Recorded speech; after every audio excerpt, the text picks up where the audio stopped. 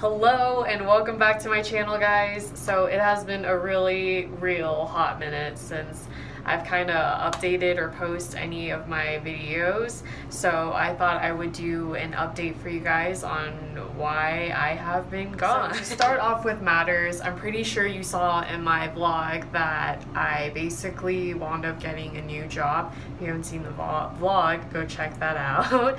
I basically got a new job during the end of August. Basically, I had 2 rounds of interviews, and this is basically, I only mentioned saying that I was becoming partners with DARE.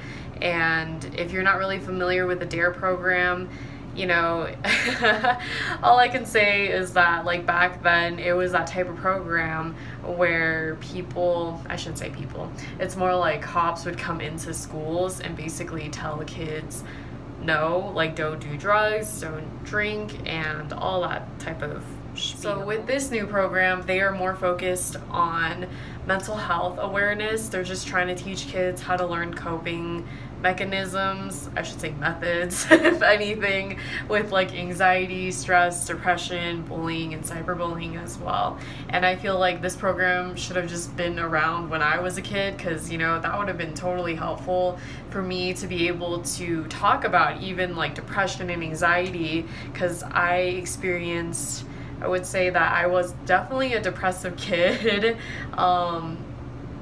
For like a really young, I started at a really young age, I would say, like probably when I was like 12 years old. So anyways, basically I wound up becoming partners with DARE, and it's pretty much, here is my experience with being a sales rep. Going back on to talking about with DARE, for this company that I worked for, it was a third-party company working with DARE, and it was nonprofit, and I would basically be out there trying to get donations, as many donations as I could, and I would just be out there standing, well, let me rephrase that. So during the beginning of the day, I would start off at basically waking up at 7 in the morning and getting ready and being out of my apartment by 8 o'clock. And then once it's like between 8 to 9, I'm like literally in the hour of traffic. And usually I make it between like 8:45 to 8:50 sometimes. I never ran late because like I was told that you weren't supposed to be late. So I basically would go there, got there by 9, before 9, and when I get in the morning, I actually had someone, you know, basically who was in charge of me, and she would teach me how to basically pitch, learn how to, you know, talk to those people and get them to donate. And I would be doing those teaching lessons with my, I guess my, oh, excuse me, I would say my mentor, maybe? I don't know. Anyway, the person who was teaching me, I was with her until like 10. And then by 10 o'clock, we would start having our business meetings. Yes, we would dress in business casual attires just to have our fancy meetings, I guess. And this meeting is all about just talking about, you know, what's going on today, who beat records, you know, all that type of stuff, and who is new as well too. So after that morning meeting, we would basically get our schedule of where to go from our boss, and he would send it through the GroupMe chat, and it would just show if you're partnered up with someone, if you're by yourself, and where you are located today. So after knowing where you are and stuff like that, you basically have to go and get the DARE gear. You would have a table set up and like a booth cloth, and also having like different merchandises for DARE, and having the pamphlets to show people the different donations that you would, you know, try to get them to do. The higher they get, the more it's like you can go, basically. Yeah, so we would have all that stuff, and basically we'd take it, you would have to carry all that stuff with you, like not just a booth and a table, but also being able to carry the merchandise, the checkbooks, the pamphlets, pretty much everything. So after all of that stuff, you basically gather all your stuff and you load it into your own car, and I basically had to drive myself, or I would carpool with someone if we were working in teams, or right, you know, pretty much. And I basically had to drive myself to the locations, and you know, for me, I didn't even know about that during the interview because, you know, I thought that they told me that we'd be carpooling, and I thought that it would just be, I don't know why, in my head, I thought it'd be like a giant van of all of us just being carpooled and being dropped off one by one. That's what I thought of, but of course I was wrong on that. And pretty much once you get to the area, you basically check in. So the different areas you have is like Walmart, Petco, Walgreens, 7-Eleven, you get the gist. And you would go in and go check in with the manager basically, and it'll like on the app, on the group me thing with the schedule, it'll show you, you know, who to go talk to and stuff like that. And basically after checking in, you go back out and you basically set up that table, that booth, and you start working the freaking corner. And what I basically had to do for 8 to 9 hours during that time is basically yell at people, say hi to them, and if they're ignoring me, I would just, you know, try to shout something to make them come back, basically. Like basically something along the lines like, oh, we're taking one-time donations to help children out with mental health, something like that. Or if you would love to help out, we are trying to help fundraise schools, things like that. So I would be out in the heat, basically just standing out there, you know, trying to get people's attention. And when I do get their attention, I'm just kind of like throwing it at them too, where I'm just pitching it at them and just letting them know, what am I doing, why am I here, who am I with, and why they should donate to this cause that I'm working for, I guess. And to be more specific, that mental health focus that DARE is focused on, it is to basically, it's basically a program and those programs work out through from those fundraising donations. So the more money I make, or the more money that I get people to donate, the more of those DARE programs are going to be provided in as many schools as we can as possible. And if you don't know, I should say, DARE is definitely nationwide, so it's pretty well spread out. A lot of people do ask me, like, does this go to a specific school in Colorado or things like that? And for me, like, there are moments where I do feel bad that I couldn't answer that question for them because, you know, I really don't know. Like, for me, all I know is that, like, with the third, oh my God, words. So with the third party company, that's all I can say. I can't do words right now. But what they do is basically they take in the amount of money and they count how much basically each individual or each team makes. And throughout I guess, like, how much you make as a third-party company, they also send out, you know, care kits to homeless shelters to match out donations, and also doggy treats sometimes for animal shelters as well. So usually that basically gets people to donate, or unless, like, they want merchandise as well, like, that also gets them to donate too, since people just love the shirts. And I gotta say, those shirts are pretty freaking nice, or even the hats.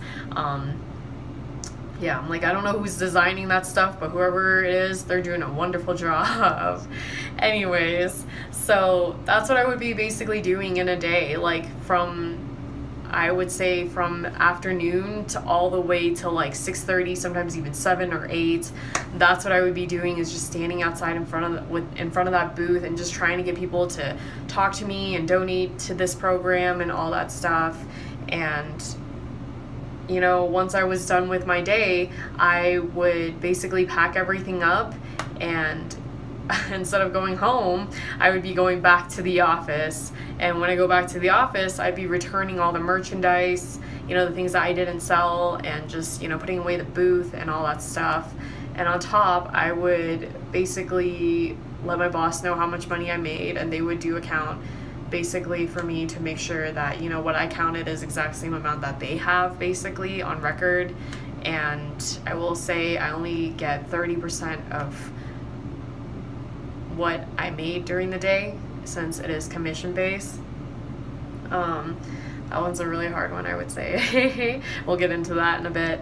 But after that, I would have to, find another person who's higher than me from my position to basically break down my day and, what were my challenges, what were my positives, and what are my goals, basically. Like, what are my office goals, what are my field goals, and what is my personal goal, those things. So, yeah.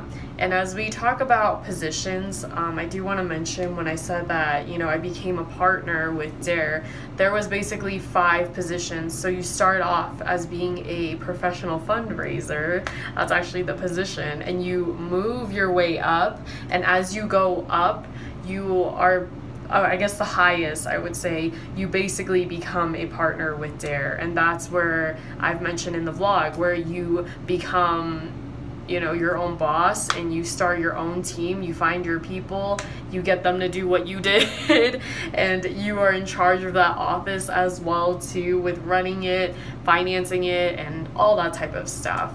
So that's what I meant by, from just different positions in it. I basically wound up leaving that job. For me, I was just coming home exhausted mentally and physically, working those 12 hours. I'd be, I'd be out and just doing so many things, and it's not just standing the whole entire time, but also being out in the sun or the rain, whatever the weather was. And another bigger part was facing rejection. You get a lot of people telling you no. You get a lot of people telling you they're not interested. You get sassy people too who tell you I've already donated. I love those type of people, don't get me wrong.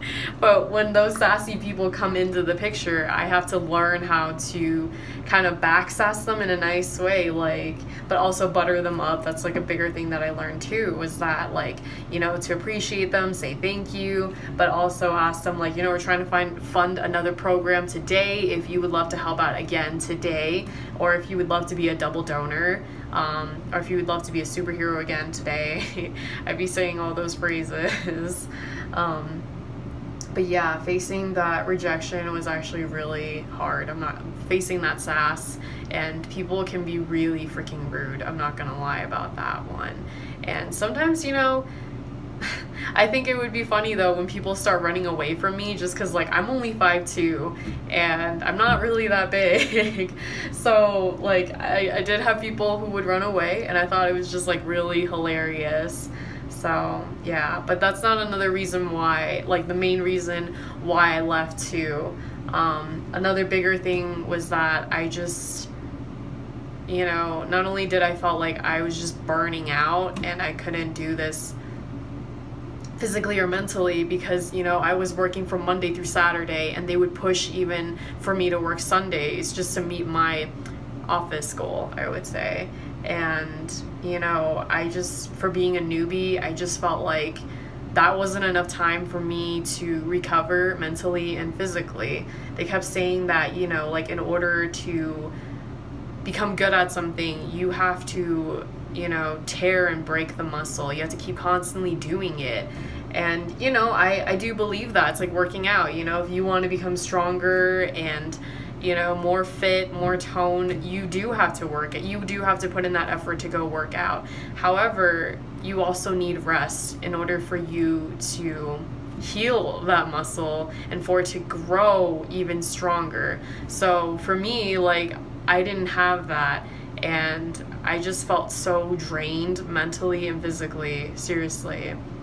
So not only was it weighing my spirituality down, I guess, physically and mental wise, but the pay was just,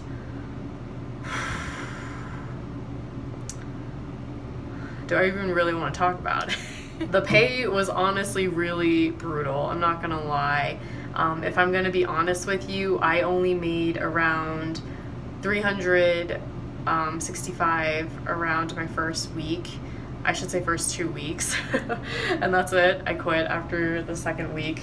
But yeah, I only made that amount, and I was honestly livid because I was putting in so much effort, time, and energy to this job, and I thought that, you know, if I get a lot of donations, I'm definitely gonna, you know, end up having more money at the end of the day, like making more money at the end of the day. And boy, did I don't know what the heck I was thinking. Honestly, the pay was extremely disappointing, and you know, it really made me question, like, why am I here? Like, why am I doing this? Why am I putting in so much effort and pain into this when the reward was just not rewarding at all? I do just want to add in this one last part that, you know, I am grateful for this experience, this painful experience, I would say. I learned a lot, not even just about, you know, what it takes to even being a sales rep in a sense, and being partners with Dare, but also with just, like, you know, getting the opportunity to meet really awesome people. Like, even though the work was a lot, the people were freaking awesome. They were really incredible people, and just, I had a lot of fun working with them. They're just good energy all around. And, you know, what I took away the most for myself is that, you know, I've learned how freaking crazy of a workaholic I can actually be, like how strong my work ethics are. And, you know, I've never worked that long and for such a long time, and for, you know, just being on my feet all day and facing those rejections, basically, it's a lot for sure. And, you know, I've also even learned that I work best when I'm by myself. I mean, don't get me wrong, I work well with others, but I just work even better when it's fully coming from me and just me. I think it's just because, like, I put myself basically on a pedestal, kind of. It's more like I pressure myself into, like, all right, you need to get this done, like, let's get this thing done, and let's, you know, reach those goals, let's reach as far as I can reach, basically. But yeah, like, I am definitely grateful for that experience. And also just to note that this is my experience, and that I'm not trying to bash anyone who is a sales rep or even, you know, working with or for Dare. It's just my personal experience of, you know, what I went through and how it just wasn't meant for me. That's all. If anything, I give a lot of sales rep and the people who do work with Dare, like, a lot of freaking credit. Like, it takes a lot to be a sales rep. So, I mean, it's more than just being able to talk to someone and whatnot, and being able to be out there and be outgoing. That's pretty much it to this video. I'm not really sure how long this is gonna be, but thank you for listening and staying tuned for all of this. Now that I am actually back, I'm more focused on just, you know, doing me and basically back on that Uber grind instead. And of course I will still be looking at other job opportunities, but, you know, I feel like I'm just not as in a rush as I was before, and to really appreciate being an Uber driver, because, you know, beforehand I definitely was just not appreciating it and definitely got pretty cynical about being one. But, you know, at the end of the day, being an Uber driver is actually pretty freaking awesome. Like, no one's telling me where to go, what to do, how much money do I need to make, like, how long do I need to work for, or how many sick days I can take off. Like, I'm pretty much my own boss, which is freaking awesome. Also, if you would like me to talk a little bit more about my Uber experience, let me know down in the comments below, or give me a thumbs up. I'll see if if I get a lot of them, I'll see if I can make a video. So that is a wrap to this video. As always, thank you guys so much for watching, and if you want more of my videos, please hit that subscribe button to stay tuned for pretty much more of me. And I hope you have a wonderful day. Until next time.